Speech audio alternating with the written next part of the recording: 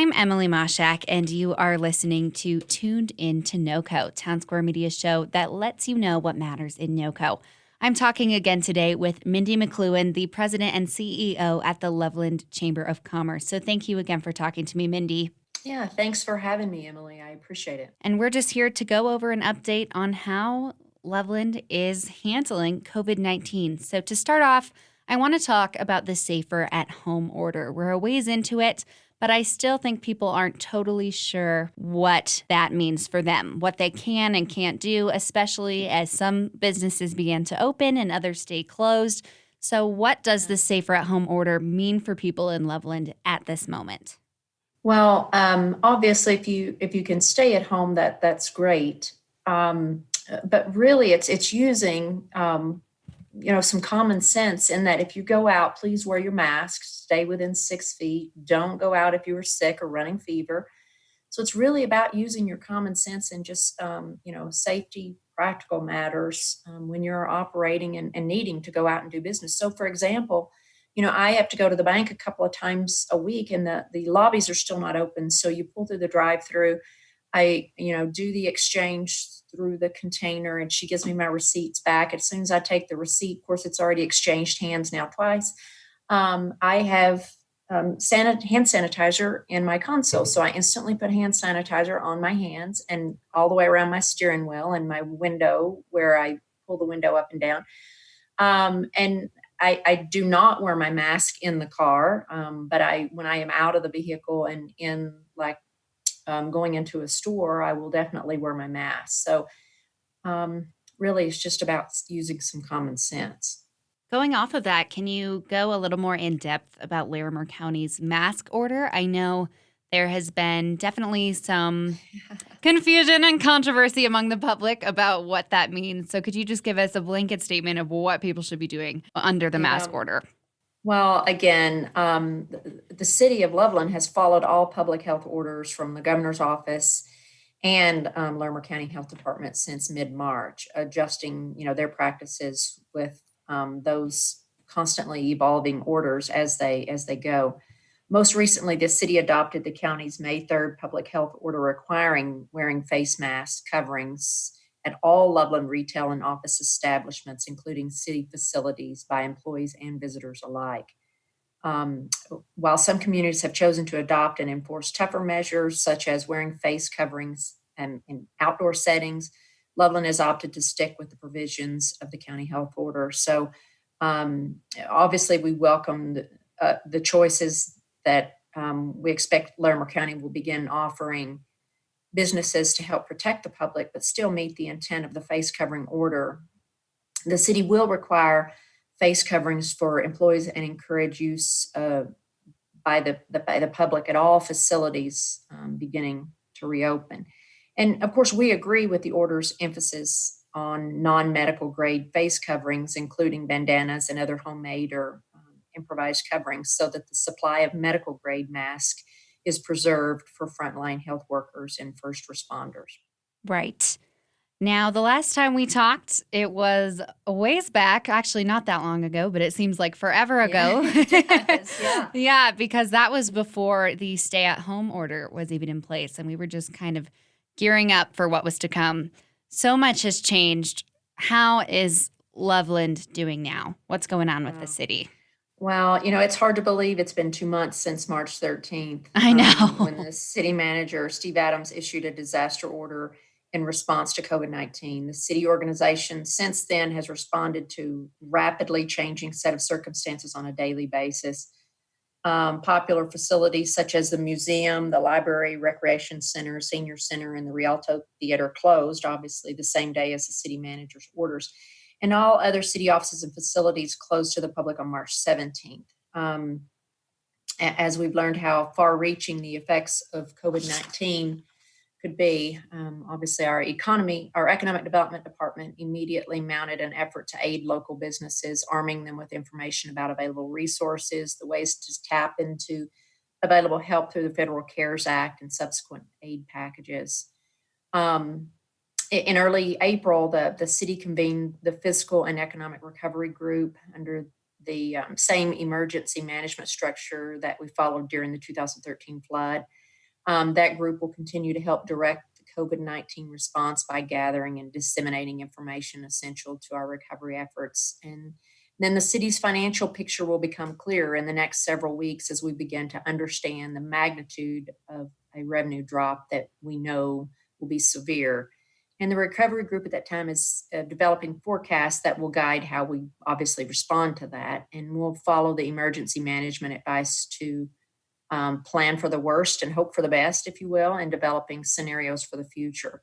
But throughout COVID-19, the focus of the city's response has been on health and safety for our employees as well as the community.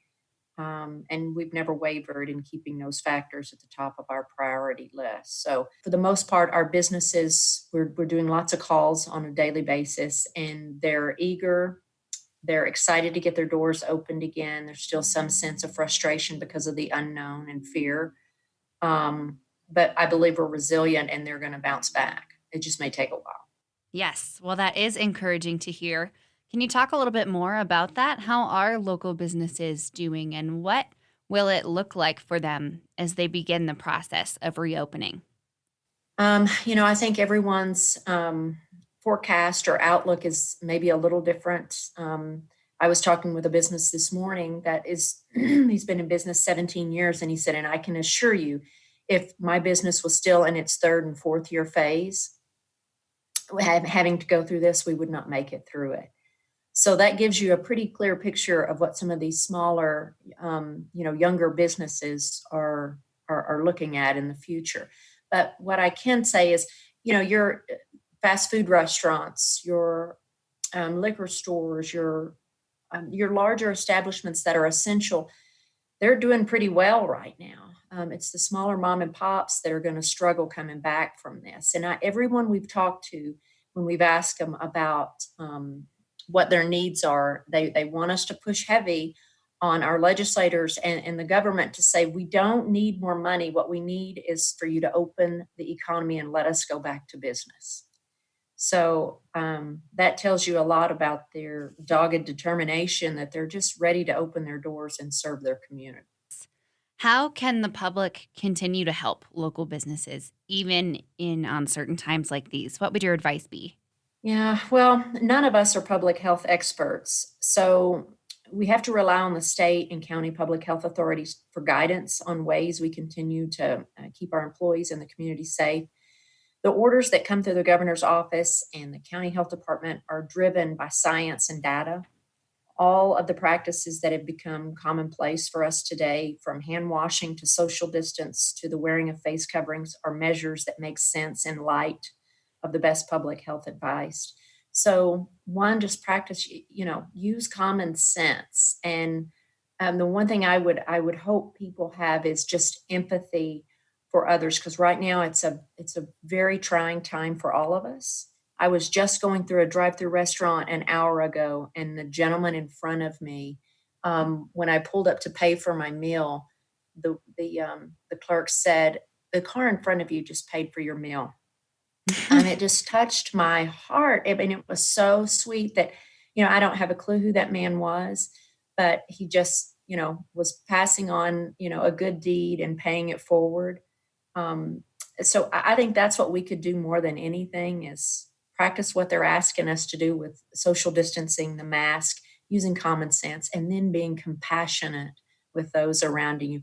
And what I have found through this is instead of looking inward at what my own problems are, or even that of the chambers where we're trying everything we can to help our local businesses, is if we focus outwardly on how we can help others, we're going to get through this much stronger and faster, as well as safer. Such a great example of how tight-knit the Northern Colorado community really is. It's been a great place to live, work, and play, even through a crisis. I know things are still changing every day, but I think a lot of us have seen a little bit of light in the month of May as we start to reopen and we move out of the stay-at-home order into the safer-at-home order. How have you seen Loveland improve since April?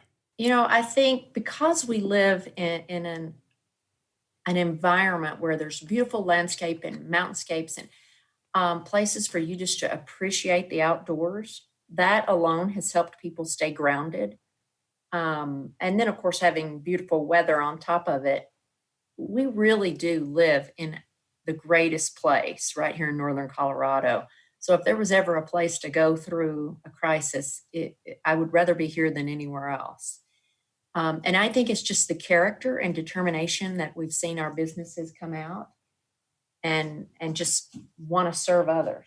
What else would you like the public to know right now, Mindy? Well, just hang in there because there is more to come. The county has released some variance requests to the governor's office. We're expected to see what those look like.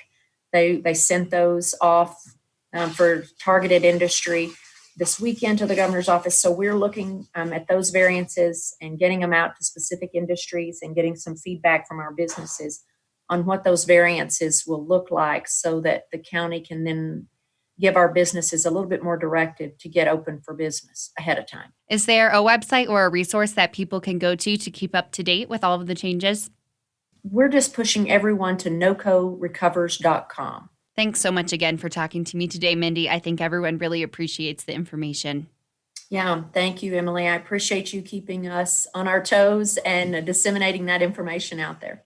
Again, that was Mindy McCloughan, the president and CEO at the Loveland Chamber of Commerce.